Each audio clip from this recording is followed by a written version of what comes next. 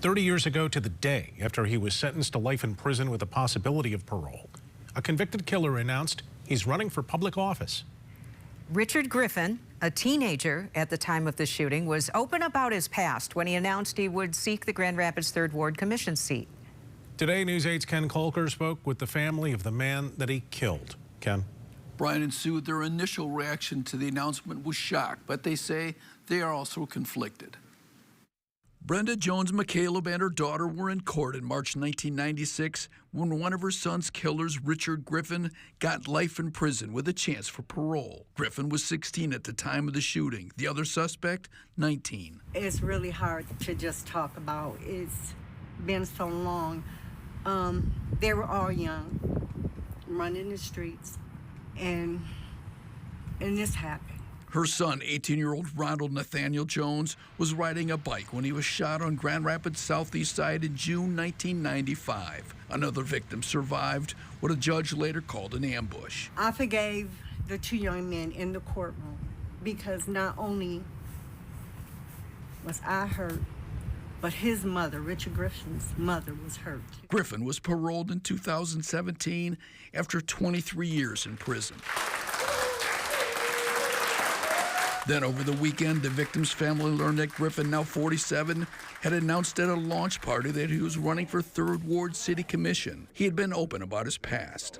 I think that experience is what has prepared me for all of the obstacles and the hurdles that one may face in a campaign such as this. Right away, I got really emotional once I seen who it was.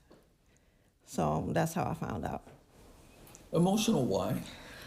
Because he is one of the ones that's responsible for murdering my brother. What's your thoughts on that?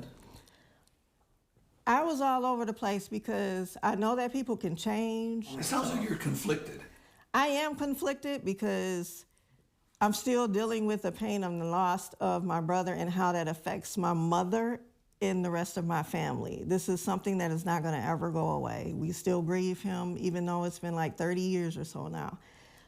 This is reliving everything, bringing everything back up. Her brother had a 3-month-old daughter who now is grown with 5 children of her own, his grandchildren. I think about his daughter a lot. I think about his grandchildren a lot, and his grandchildren never had an opportunity to meet him. The victim's sister says she would be open to talking with Griffin, though she lives out of town and would not have a chance to vote either way. If he wins, it is what it is. I mean, I just can't really answer how I really feel about him becoming commissioner, because I don't know how, the change he might have taken. The family says it lost track of Griffin. They did not know he had become a community advocate and that he had worked as a field organizer for the ACLU's Smart Justice campaign to challenge racism in the system and cut incarceration rates. I wish him no harm.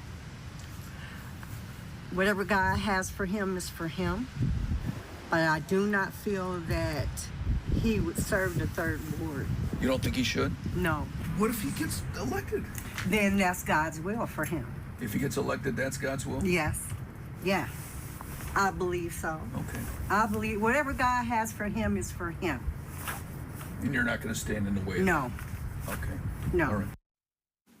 Now, prison records show the other man convicted in murder was released on parole in 2022.